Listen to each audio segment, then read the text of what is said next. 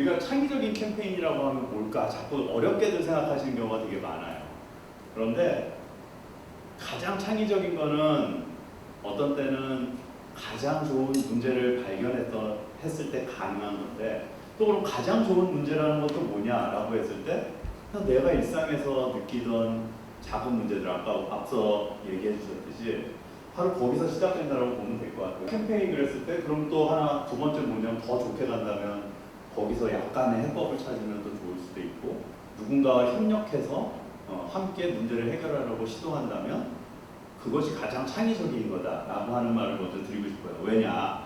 이렇게 쉽게 접근했을 때만이 다양한 사람들, 또 많은 사람들이 함께 캠페인을 전개할 수 있더라고요. 오늘 이제 제가 그래서 뒤에 사례를 보면서 얘기 드리겠지만, 캠페인, 창의적인 캠페인 뭐 이런 걸 너무 어렵게 생각하지 말고 우리가 누구나 다 할 수 있다라는 전제 하에서 한번 살펴보도록 할게요. 그러면 왜 캠페인 해야 됩니까? 라고 했을 때 캠페인이 뭔가요? 캠페인은요, 쉽게 얘기하면 우리가 직면한 문제들을 정책이라든가 법이라든가 제도라든가 이런 영역이 아니라 커뮤니케이션을 통해서, 소통을 통해서 해결할 수 있는 가장 좋은 솔루션이다, 이렇게 생각해 주시면 좋을 것 같아요. 솔루션 저널리즘과 우리 캠페인 저널리즘이 뭐가 차이가 납니까? 우리는 너무 어떤 문제를 해결할 때 전혀 불가능한 것인데 가능할 것이라는 가정을 합니다. 그 얘기는 뭐냐면 내가 이걸 통해서 반드시 어떤 정책을 통해서 해결할 거야 라는 생각들을 많이 가져요. 근데 그게 아니라 조금 미진해도 커뮤니케이션을 통해서 사회에 어떤 작은 파장을 일으킨다고 할까요? 이런 활동에 대해서 여러분들이 한번 고민을 해보는 시간이었으면 좋겠어요. 자, 그럼 뭐냐면 그런 캠페인이 선진화된 캠페인들, 다양한 캠페인이 존재하는 사회는 어떤 사회입니까? 라고 했을 때 공적인 이익과 사적인 이익이 균형성을 갖는 사회다라고 생각해 주시면 될 것 같아요. 한쪽으로 기울어지면은 우리는 매우 불편해집니다.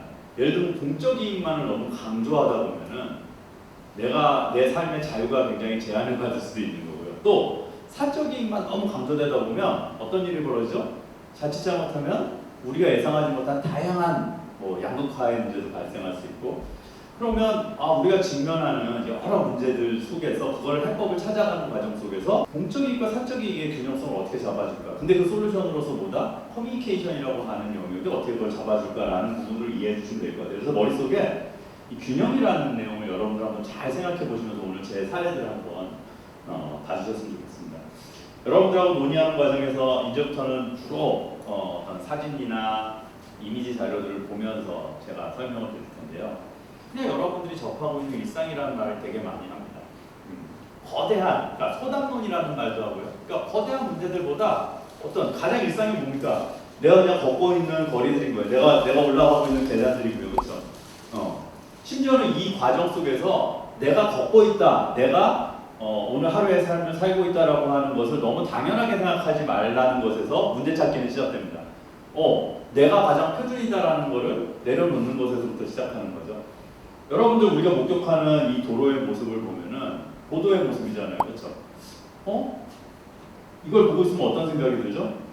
이게 뭐지? 라는 생각이 들 거예요, 그렇죠? 이게 지금 뭘까? 그렇지만 우리는 누군가는 늘 이용하는 공영자전거라고 하는 공영자전거를 타다 보면 이 도로는 또 굉장히 자연스러운 도로일 수 있어요. 나에게 너무 편의를 제공하는 도로일 수 있습니다. 근데 왜 이런 보도가 생겼지? 도대체 이 보도는 왜 생긴 거지? 라고 하는 문제 제기들이요. 자, 바로 그러한 나의 시선이 바로 눈 캠페인 저널리즘이 바라봐야 되는 일상에서의 상식적인 시선들인 겁니다. 여러분들 우리가 제도나 법을 통해서 많은 좋은 솔루션들을 만듭니다. 예를 들자면 한번 보죠. 이 내가 보여주는 사진에 보면은 뭐도 있습니까?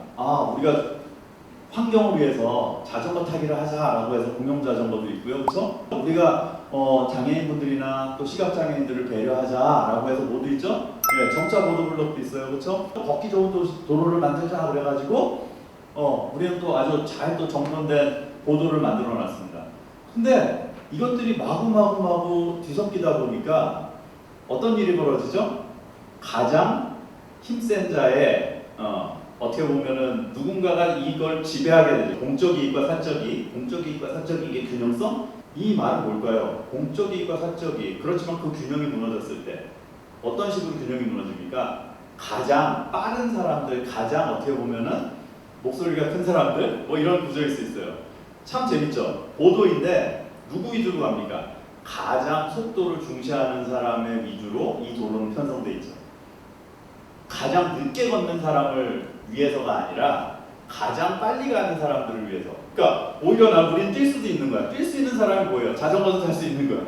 근데 뛸 수 있는 사람이 더 빨리 가기 위해서 자전거를 타다 보니까 오히려 지금 같은 도로가 되니까 여기서는 뭐가 없어지니까 가장 늦게 갈 수 있는 사람의 그들을 배려하기 위해서 만든 것들은 형식적인 게 돼버리죠.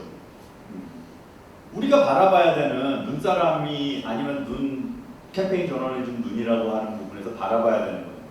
왜? 라고 했을 때 오히려 저널리즘이라는 말이 붙는 순간에 지금 우리가 보는 마주하는 일상 속에서의 이런 문제들은 굉장히 작은 문제들인 거예요. 별로 관심을 안 가져요. 왜 그렇습니까? 일상성이 강조되어 있고 여기에는 어떤 정치적인 논리도 없고 그렇죠? 그러다 보니까 뉴스의 가치가 별로 없는 것일 수도 있는 거예요. 우리가 아는 전통적인 개념에서 보면.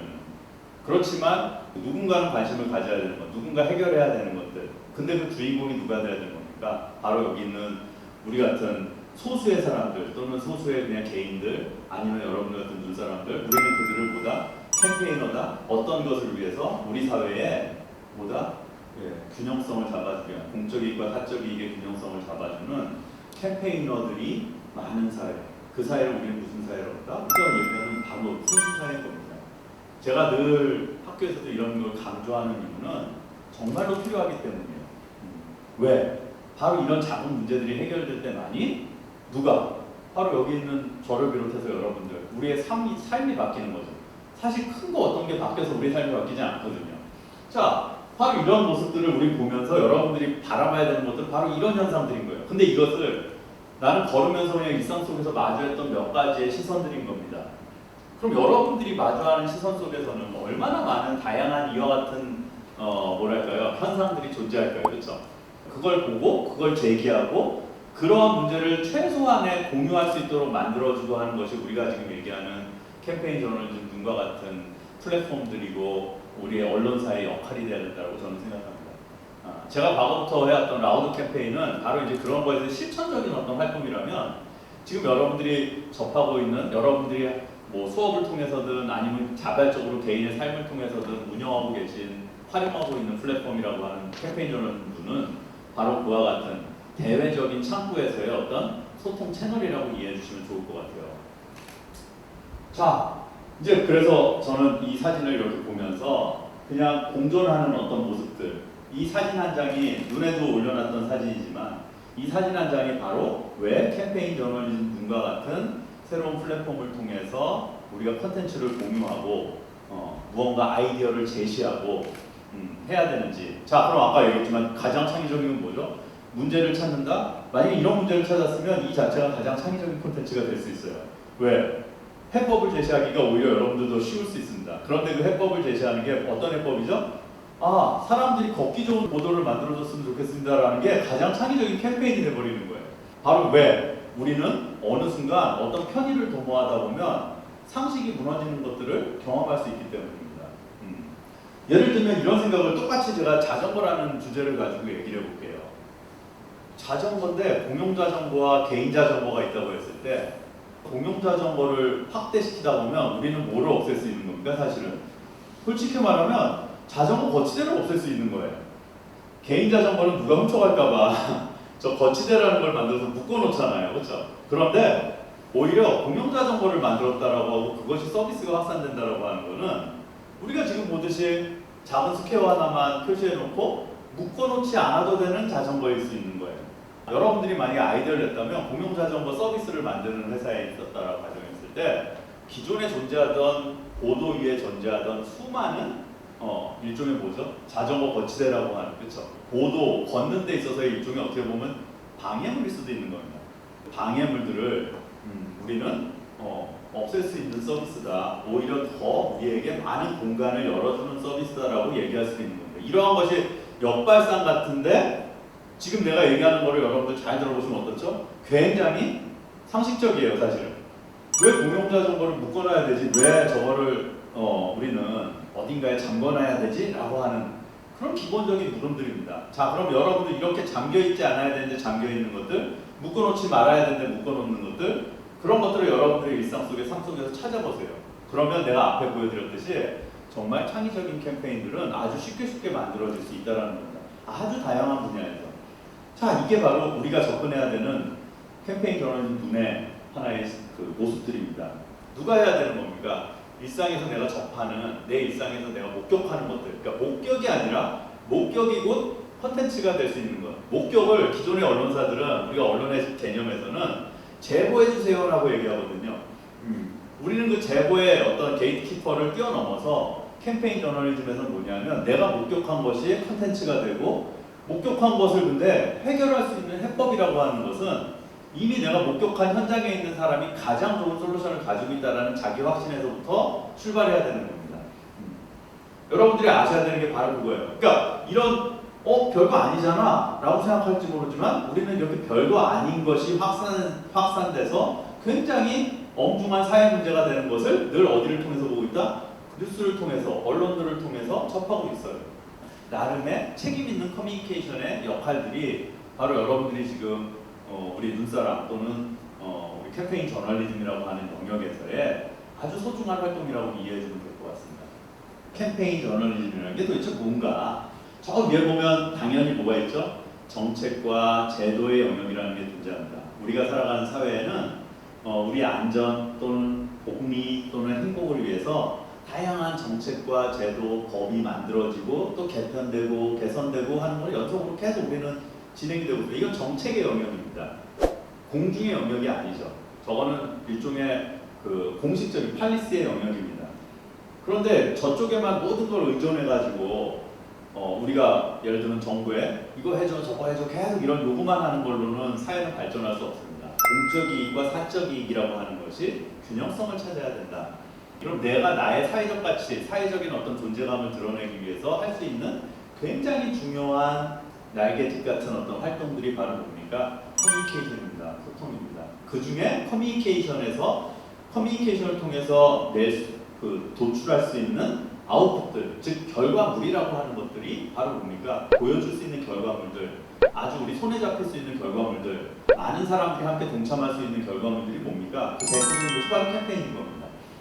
자, 그럼 여러분들이 보다시피 저 위에 보면 저널리즘의 영역이 있죠. 저널리즘인데 기존의 저널리즘에 대해서는 사람들이 이렇게 비판했습니다. 비판적 사고에 기반해서 뭔가 문제를 찾고 지적하는 것, 그리고 감시하는 역할에 대해서는 매우 우리 저널리즘의 역할을 중시하면서도 어떤 솔루션, 해법을 제시하지 않아 라고 해서 여러분들 아까 좋은 질문을 나왔었는데 솔루션 저널리즘이라는 얘기가 그래서 등장하죠. 해법을 제시하자 라고 해서 저 위에 보면 해결책을 제시하고 보도한다. 둘 다 똑같이 뭡니까? 비판적인 사고를 하고 있죠. 근데 우리가 캠페인 저널리즘은요, 저기서의 솔루션 저널리즘이라고 하는 것이 접하고 사각지대가 존재하는 어떤 사각지대?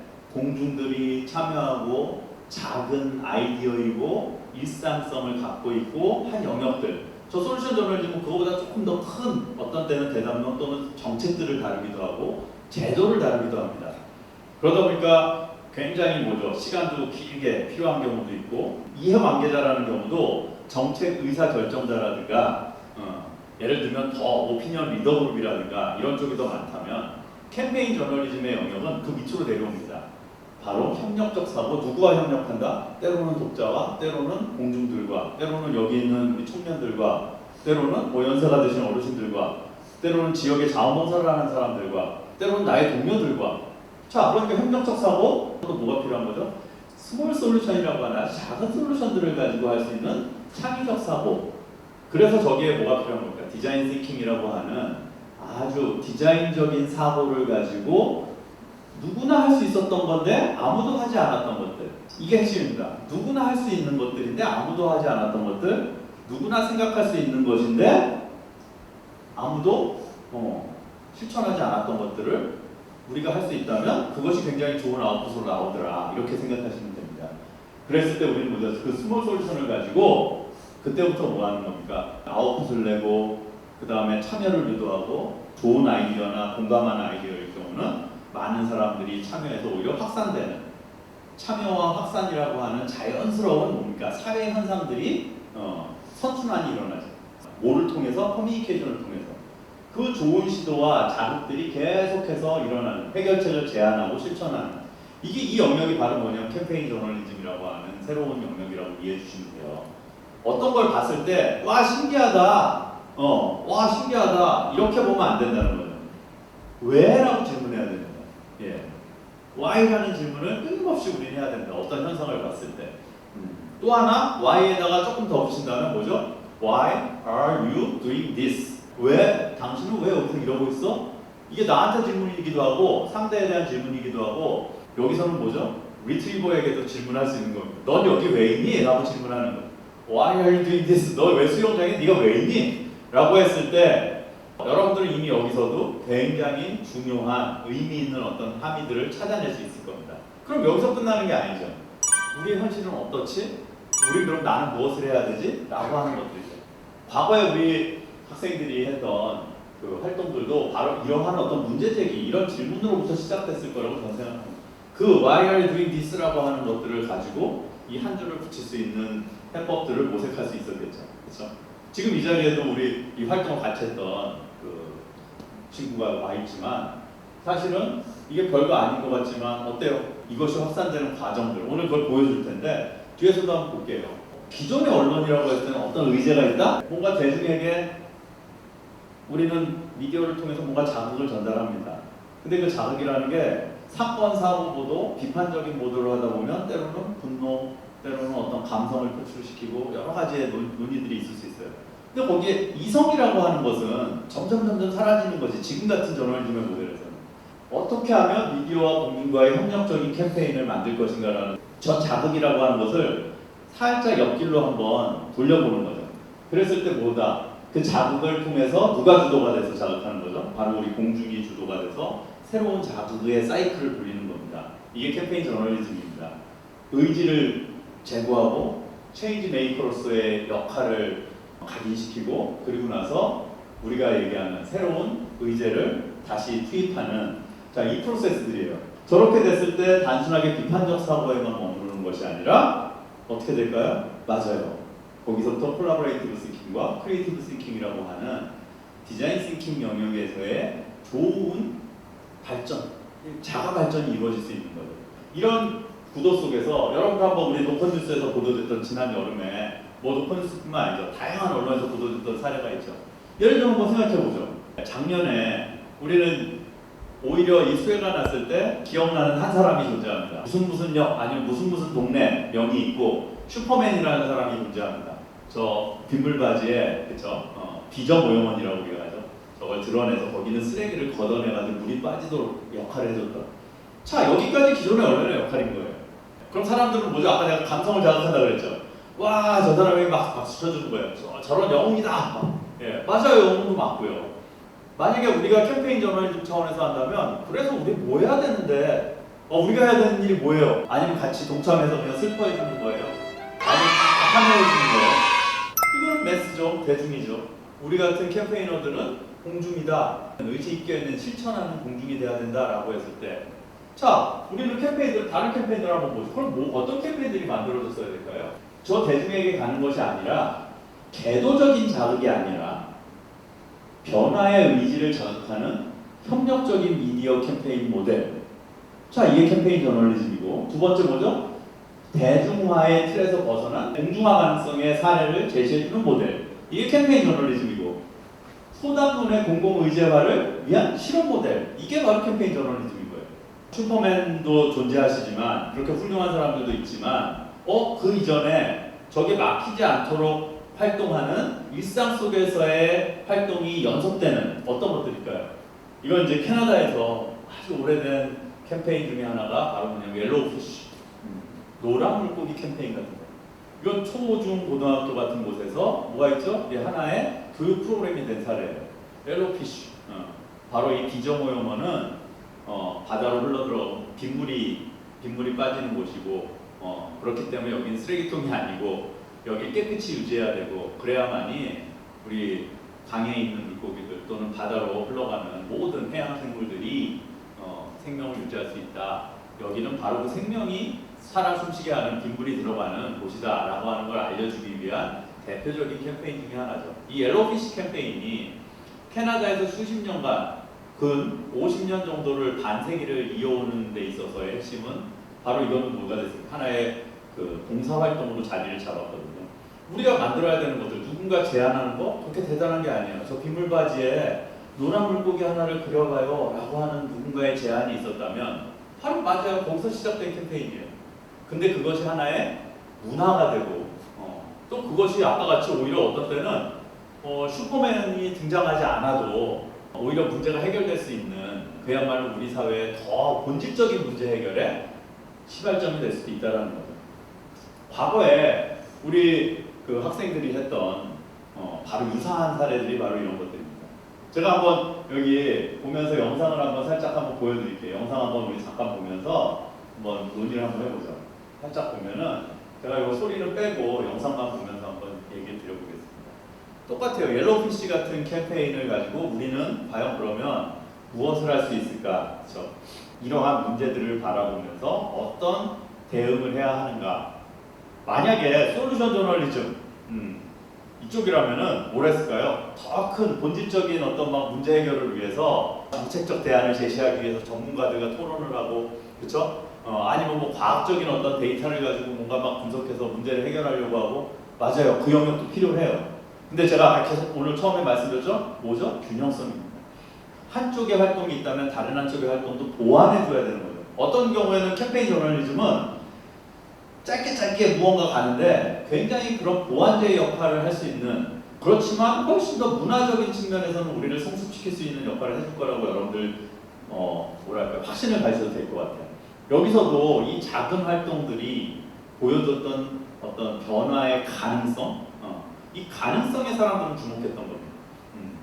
그리고 내가 매번 목격하던, 나를 불편하게 하던 어떤 현상에 대해서 누군가 무슨 시도를 하고 있구나라는 것에 대해서 뭐 하는 거죠? 맞아, 우리 이렇게 무언가 해볼 수 있어라는 자부심을 느꼈을 거예요. 그렇죠? 바로 이런 것들이 이제 우리에게 필요한 활동들이죠. 그렇죠?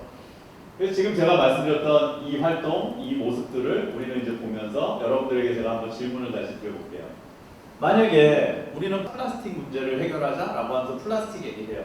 그러면 공적 이익과 사적 이익이라는 균형성을 봤을 때 우리는 이것이 최종 목표인 것 같이 착각할 수 있는 겁니다. 지금 여러분들이 보시는 페트병은 업체가 이제 우리는 뭐다? 100% 리사이클된, 그쵸? 재활용된 플라스틱으로 이 페트병을 만들었어요 라고 오히려 브랜드보다 더 강하게, 그래서 이제 브랜드가 사실상 뭐가 되는 거예요? 100%라고 하는, 이 100이라고 하는 것이 오히려 훨씬 강조된 우리는 패키지를 접하고 있습니다. 이러한 문제에 직면하면서 우리가 플라스틱을 이렇게 많이 쓰고 있었어? 그러네. 내가 500ml 물 한 잔을 마시기 위해서 쓰레기 하나를 배출하고 있네 라는 것에서 이게 업체만의 역할로만 두면 이 100%가 목표 달성인 겁니다. 물이라는 거를 우리는 식수를 그냥 어디서나, 특히 우리 대한민국 같은 경우는, 특히 서울에서는 좋은 물이 공급되고 있는 대표적인 도시 중에 한 곳인데, 근데 막상 보니까 어때요? 야외에 있는 식수대를 가보니까, 음수대를 가보니까 음수대가 이렇게 돼 있네? 근데 우리는 그냥 지나칠 수 있는 거예요. 그렇죠? 제가 학교에서도 우리 학생들하고도 얘기했었지만, 이런 현실에서 만약에 필요한 것은 뭘까? 맞아요. 앞에 보는 우리 현실과 그 다음에 뒤에 보여주는 사례를 보면은 몇 가지가 필요해요. 접촉을 하면 안 되겠구나. 우리가 음수대에서는 누군가의 손을 서로 접촉하는 게 아니라 비접촉식으로 뭔가 할 수 있는 방법이 없을까? 물이 나올 때, 식수가 나올 때 조명이 하나 탁 켜지면 어떨까? 라고 하는 것들도 우리의 머릿속에서 나올 수 있는 거예요. 근데 내가 한번 받아 먹을 때마다 저기 위에 있듯이 숫자로 한번 표시해주면 어떨까? 그럼 갑자기 숫자가 있는데 26,429라는 숫자가 있네? 이 얘기는 뭐죠? 26,429개의 페트병을 사용하지 않았던 거죠. 그러면 내가 한번 물을 받아 마시는 순간 뭐죠? 26,400 몇 개입니까? 30번째로 내가 한번 받아 먹을 때마다 하나의 숫자가 올라간다는 것은 나에게 얼마나 기쁜 경험을 하게 해줄까요? 이런 아이디어들, 이러한 어떤 실천을 유도하는 것들, 이거 100%다 커뮤니케이션을 통해서 이루어지는 것들이죠. 이런 작은 아이디어들이 계속해서 우리 머릿속에서, 우리의 공동체 안에서 발현되고 실천하도록 여기 있는 바와 같이 저 끝에 100을 향해서 달려가는 것이 아니라 우리는 뭘 할 수 있습니까? 0을 향해서 달려갈 수 있는 겁니다. 그럼 제로를 향해서 달려간다. 그럴 때 우리 같은 공중들은 기업에서는 낼 수 없는 실천적 아이디어 뭐를 낼 수 있어요? 우리는 그때만이 오히려 눈 캠페인 같은 우리 같은 캠페인저는 눈 같은 언론에서는 뭐를 할 수 있는 겁니까? 바를도어로 프리존을 만듭시다. 바를도어로 프리존을 확산시킵시다 라고 하는 아이디어들을 당당하게 이야기하고 동참을 시키고 확산을 시킬 수도 있는 거죠. 이 공간이 왜 바를도어로 프리존이 되면 안 될까? 이게 불가능한 걸까? 아니에요. 근데 가능하다는 거죠. 바로 이러한 내용에 대해서 우리가 한번 확신을 가져보자라는 겁니다. 제가 사진 한 장을 보여드립니다. 요거는 내가 여러분들에게 어떻게 보면은 자기 반성을 하는 거예요. 자기 반성. 제가 만났던 어떤 청년들이 저한테 예전에 제안했던 거예요. 지하주차장은 지하에 있으니까 침수했을 때 위험하지 않을까요? 그러니까 발목 높이에 물이 차면 빨리 다른 거 필요 없이 빨리 대피하세요 라는 메시지를 지하주차장에서 줘야 될 것 같아요 라고 해서 아이디어가 나왔던 건데 제가 그 아이디어를 냈던 친구들에게 그런 일이 어딨어. 그건 조금 너무 오바다. 필요 없는 거다. 라고 해서 내가 킬시켰던 아이디어입니다. 근데 몇 년이 지난 다음에 나는 사실 개인적으로 굉장히 반성도 많이 했고 솔직히 말해 충격을 좀 받았었어요. 그래서 다시 이거를 뭐 캠페인 전원을 통해서 소개는 했지만 많은 사람이 관심 안 가져요. 불과 작년 1년 전에 이와 같은 뉴스들을 접하면서 정말 이게 벌어질 수 있는 거구나. 내가 상상할 수도 없었구나. 근데 그때 그 뉴스의 스토리를 읽으면서 더 많이 반성하게 된 거예요. 이미 발목에 찼는데도 사람들은 자기 차를 빼기 위해서 차를 빼기 위한 노력을 했지 그것을 대피하려는 노력을 한 사람들이 많지 않았던 것 같았어요. 정말 이건 상상할 수 너무나도 안타까운 사건과 사고들인데 이걸 왜 못 막았을까? 이걸 그럼 막을 수 있는 사람들은 누구였을까? 우리도 앞으로 더 많은 활동을 해야겠구나라는 것을 제가 느꼈던 사례입니다. 이러한 프로세스를 계속 돌릴 수 있어야만이 우리는 어떻다? 사전에 문제를 예방하고 선제적으로 우리의 일상의 문화를 바꿔나갈 수 있다는 거죠. 제가 이렇게 보여드리는 사진들도 여러분들이 봤을 때 이거 뭐지? 뭐가 달라요? 다른 게 있죠 하나, 그렇죠? 우리가 여기서는 무슨 디자인 소화기를 활용하자는 것도 아닙니다. 이 공간 안에 지금 우리는 화재 예방을 해서 소화기가 어딨지? 라고 했을 때 그냥 소화기를 어디? 눈에 잘 보이게 어디다 다는 거죠? 손잡이 높이를 조금만 한 50cm만 높이 올려봅시다 라고 하는 거예요. 그렇죠? 그게 안 된다면, 그게 너무 무리가 된다면 뭐 하면 되죠? 이런 작은 아이디어가 굉장히 캠페인이 될 수 있다는 얘기입니다. 이 공간 안에서 소화기가 있는데요. 소화기가 있는 곳에 소화기 마크를 붙여놓습니다. 소화기가 어딘지 잘 보이게 붙여놔야 되는데 소화기 바로 위에 소화기 마크를 붙여놔요. 소화기의 마크를 사람들이 보기 좋아하는 그림의 옆쪽에 눈높이에 같이 붙여보세요 라는 게 굉장히 좋은 캠페인이 될 수 있겠죠 여러분들. 바로 이런 거예요. 이런 작은 차이들, 작은 몇 센치의 차이들, 저 위에 있는 거창한 솔루션 저널리즘이라고 하는 영역 외에 이 하단에 위치해 있는 캠페인 저널리즘을 통해서 우리가 돌릴 수 있는 선순환의 사이클. 근데 그 안에 뭐가 있어요? 파티스페이션 참여라는 것과 그 다음에 확산이라는 게 존재하지 않습니까? 여러분들의 생각이 사실은 가장 상식적일 수 있다는 생각을 꼭 해보셨으면 좋겠어요. 그 자체가 아마 훨씬 더 누구보다도 어떻다? 창의적인 것이 될 겁니다. 창의적인 결과물, 창의적인 캠페인이 될 거라고 나는 확신을 해요. 일단 제 얘기 여기서 마칠게요 여러분들. 고맙습니다.